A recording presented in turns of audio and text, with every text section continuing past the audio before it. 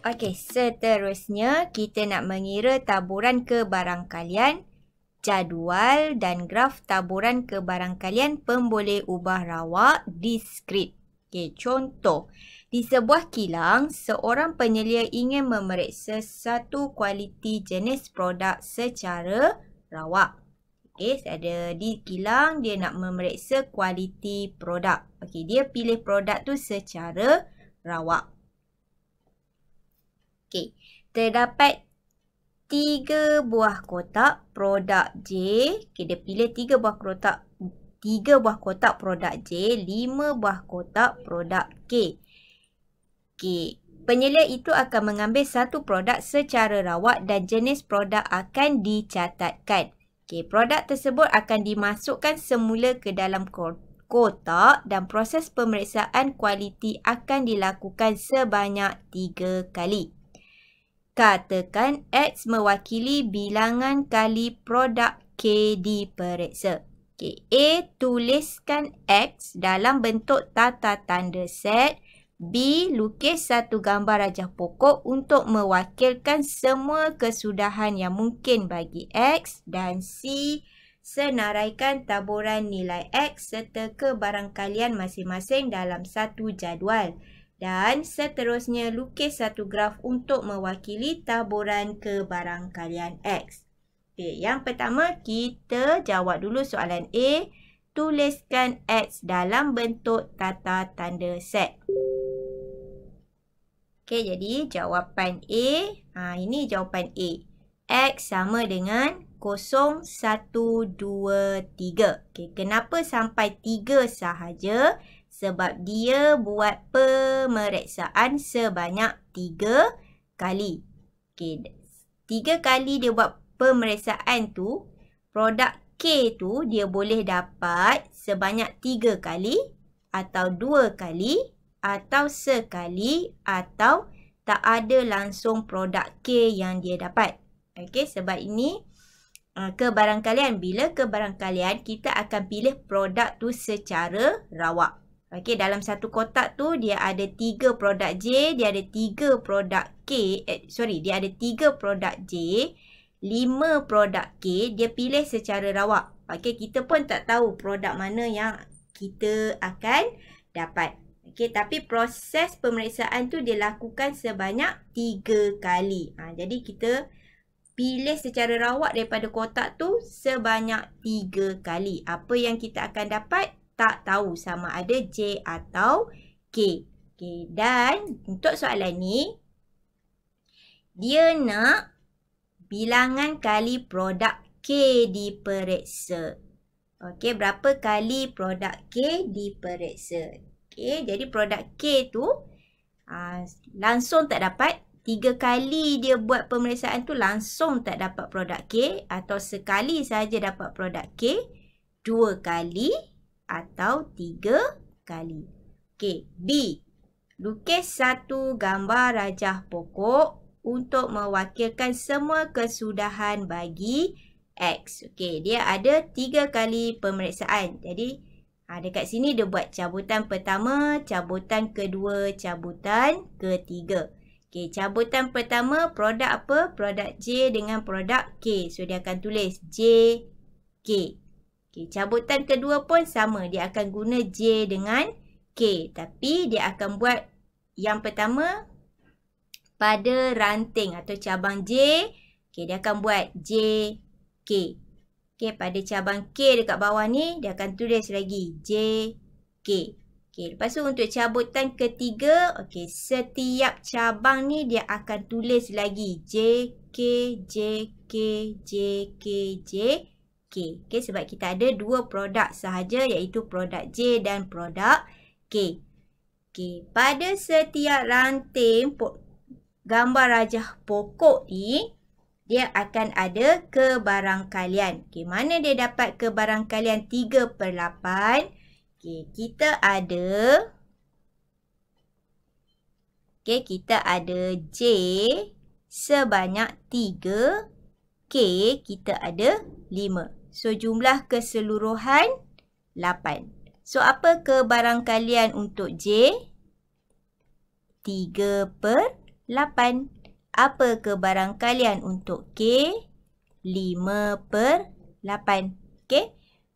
Kebarangkalian. Ingat tak? Kebarangkalian satu peristiwa. Rumus dia bilangan peristiwa per dengan bilangan keseluruhan ataupun bilangan ruang sampel. So, sekarang ni 8 ni adalah ruang sampel dia. Okey. Jadi, untuk J, kebarangkalian dia 3/8. Untuk K, kebarangkalian dia 5/8. Jadi, kita tulislah untuk setiap ranting dia. Kalau J, 3/8. Kalau K, 5/8. Okey, tulis sampai habis. Okey, lepas itu baru kita cari kesudahan dia. Okey, kesudahan macam mana kita nak tengok? Okey, kita tengok cabang dia. J, J, J. So, tulis J, J, J. Kalau yang kedua kat sini, J, J, K. So, kita tulis J, J, K. Okey, dan kita buatlah sampai habis gambar rajah pokok kita yang terakhir. K, K, K. Kita dapat kesudahan dia K, K, K.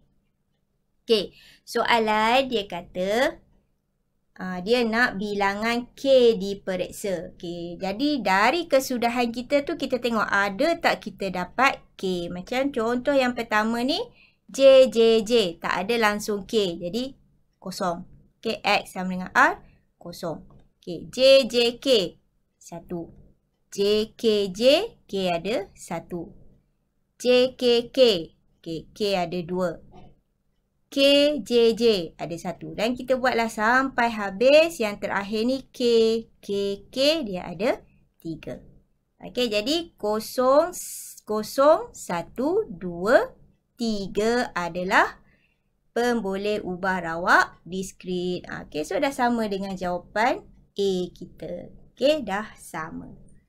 Okey, seterusnya soalan C. Senaraikan taburan nilai X serta kebarangkalian masing-masing dalam satu jadual. Okey, dia nak kita tulis dalam jadual, lepas tu kita lukis graf. Okey, ini soalan C.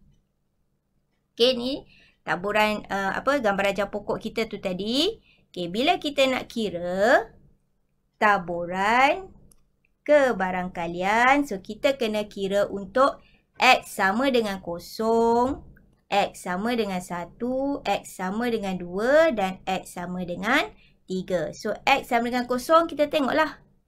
Bahagian terakhir ni ada berapa banyak kosong? Okey, ada 1 sahaja iaitu J, J, J. Okey, so kita akan tulis kebarangkalian untuk J, J, J. Okey, 3/8 darab 3/8 darab 3/8. Okey, sebab J kebarangkalian dia 3/8, 3/8, 3/8. So, kita darab semua, kita akan dapat jawapan 27/512 ataupun awak tukar kepada bentuk perpuluhan 0.0527. Okey, dan kita buat juga untuk X1, X2 dan X3. Okey, X1. Tengok pada kita punya X sama dengan R ni ada berapa kali 1? 1, 2, 3. Jadi, bila kita nak kira kebarangkalian, dia mesti ada 1, 2, 3. Okey, mesti ada 3 kumpulan. Yang pertama, kita ambil J, J, K. Okey, J, J, K. Yang kedua, J, K, J. J, K, J. Yang ketiga, K, J, J. Kat sini, K, J, J. Okey, kita darab J, J, K. J dan J dan J. Sorry, J dan J dan K. So, kita darab. Tambah. Okey, tambah J dan K dan J. Darab dalam dia tu. Tambah K, J, J. Okey, jadi kita kira. Tekan kalkulator semua kira, dapatlah jawapan dia. Okey, dan kita buat cara yang sama untuk X sama dengan 2 dan X sama dengan 3. Okey, kita tengok.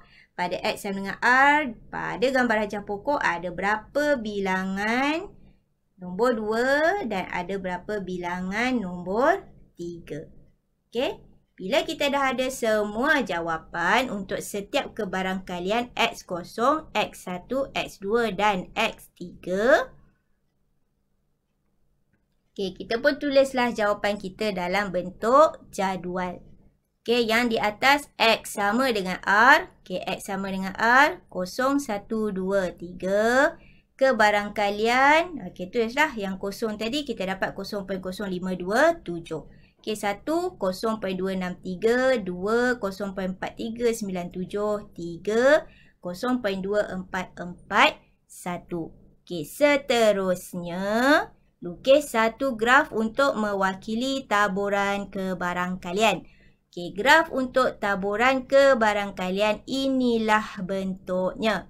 Okey, pada paksi X, R. Pada paksi Y, X. Pada paksi Y dia adalah kebarangkalian. Okey, so pada paksi X, R, 0, 1, 2, 3. So, kita ambil kat sini. Okey, pada jadual, baris yang pertama. Baris yang kedua, dia berada pada paksi Y. Okey, jadi kita masukkanlah skala 0.1, 0.2, 0.3, 0.4, 0.5. Plotkan titik dia di mana. Okey, lepas tu kita sambung dia daripada paksi daripada paksi R ni terus satu garis ke titik yang kita plot. Okey, garis dengan pembaris. So, dia akan dapat satu garis lurus secara menegak. Okey, jangan sambungkan dengan titik-titik dia tu. Okey, jangan sambung. Graf untuk taburan kebarangkalian dia hanyalah satu garis lurus menegak. Okey, dan kita dah pun jawab keseluruhan soalan. Okey, dia suruh kira kebarangkalian. Kita dah buat dalam bentuk jadual dan kita dah lukis graf taburan kebarangkalian. Okey, contoh 5.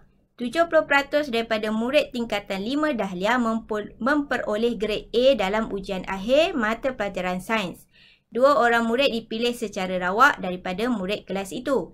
Jika X mewakili bilangan murid yang tidak mendapat grade A, bina jadual untuk menunjukkan nilai yang mungkin bagi X dengan taburan kebarangkalian masing-masing. Seterusnya, lukis graf yang menunjukkan taburan kebarangkalian X. Okey, ini. Kita kena kira kebarangkalian untuk murid yang tidak mendapat grade A, kebarangkalian untuk murid yang mendapat grade A. Okey, kat sini dia dah bagi 70% dapat grade A. Jadi kebarangkalian murid dapat grade A adalah 70% ataupun 0.7. Okey, kalau dah 70% yang dapat grade A, selebihnya 30% tu lagi adalah yang tidak dapat grade A. So, macam mana kita nak dapat 30% ni ataupun 0.3? 1 tolak kebarangkalian yang dapat grade A. Okey, 1 tolak 70%. So, kita akan dapatlah 30% ataupun 0.3 yang tidak mendapat grade A. Okey, lepas tu, dia kata 2 orang murid dipilih secara rawak. Okey, 2 orang sahaja. Jadi, X kita bermula daripada sifar 1, 2.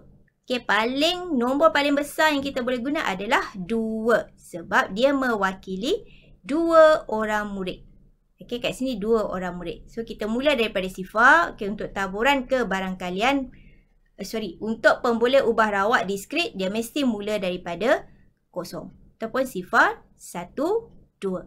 Okey, maksud dia kat sini, langsung tak ada yang dapat grade A, seorang yang dapat grade A, ataupun 2 orang yang, langsung tak ada yang dapat grade A, ataupun seorang yang tak dapat grade A ataupun 2 orang yang tak dapat grade A. Okay, sebab kat sini X mewakili bilangan murid yang tidak mendapat grade A. Okay. Okay, jadi kita pun kiralah kebarangkalian untuk X0, X1 dan X2. Okay, macam mana? Okay, kebarangkalian X0 dia dapat dua-dua tu dapat grade A. Okay. So, macam mana dia dapat kebarangkalian B dengan B, kebarangkalian A, B, B, A ni? Okey, sebenarnya dia datang daripada gambar rajah pokok. Okey, tapi yang ni kita tak buat gambar rajah pokok, tapi kita terus sahaja kepada kesudahan dia. Okey, dia ada 2 orang. So, kita ada murid pertama. Okey, murid pertama dan murid yang kedua. Okey, murid pertama. Okey, kalau dia dapat grade A. Okey, kalau dia dapat grade A, kita guna B kan. Okey, so murid pertama dia dapat A. Murid kedua pun dia boleh dapat grade A. Okey, lagi kesudahan dia, murid pertama dapat grade A, murid kedua tak dapat grade A. Tak dapat grade A, kita guna A. Okey, tak dapat grade A ni, tidak mendapat grade A, kita guna A. Yang dapat grade A, kita guna B. Okey, dia juga boleh, murid pertama tak dapat grade A, tapi murid kedua, okey, murid kedua dia dapat grade A. Ataupun, murid pertama tak dapat A, murid kedua pun tak dapat A. Okey? Okey. So, inilah kesudahan dia. Dia nak apa? Cari kebarangkalian murid tidak mendapat A. So, murid tidak mendapat A. Kebarangkalian dia adalah... kebarangkalian pula. Peristiwa dia, kita wakilkan dia dengan A. Okey, tak dapat A, kita wakilkan dia dengan A. So, yang pertama langsung tak ada A, kosong. Yang kedua ada 1A. Yang ketiga ada 1A. Yang keempat ada 2A. Okey, jadi bila kita nak kira kebarangkalian X sama dengan kosong, dia X sama dengan kosong ada satu saja. Dekat sini saja X sama dengan kosong. Okey, jadi B dengan B. B dia apa? Kebarangkalian dia 0.7. Jadi 0.7 darab 0.7. Dapatlah 0.49. Okey, X sama dengan 1. Ada berapa nombor 1 pada kesudahan kita? Ada 2. Iaitu BA. Okey, BA. Tengok BA sama kat sini BA dengan AB. Yang ni AB. Okey, kebarangkalian untuk A 0.3, kebarangkalian untuk B 0.7. Jadi untuk A dan B, A darab B 0.3 darab 0.7 tambah kebarangkalian B darab A, B dan A 0.7 darab 0.3 dapat 0.42. Okey, untuk kebarangkalian X sama dengan 2, okey, ada sekali sahaja X sama dengan 2 iaitu A dan A. So 0.3 darab 0.3 dapatlah 0.09. Okey, soalan yang pertama dia suruh bina jadual. Jadi kita pun buatlah jadual. Baris pertama X sama dengan R iaitu 012. Okey, 012. Lepas tu bawah dia baris kedua adalah kebarangkalian untuk 0, 1 dan 2. Tadi kita dah kira, kita masuk je lah dalam jadual dia. 0.49, 0.42, 0.09. Okey, kita dah masuk dalam jadual. Seterusnya kita nak lukis graf taburan kebarangkalian. Okey, ni graf taburan kebarangkalian. Pada paksi X dia adalah R. Jadi R kita 012. Okay, letaklah dekat bawah ni 012.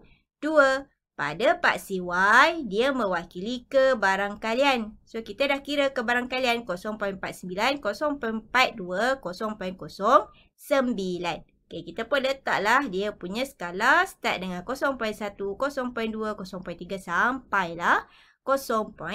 Okay, lepas tu kita pun plot 0, 0.9. 1, 0.4, 2,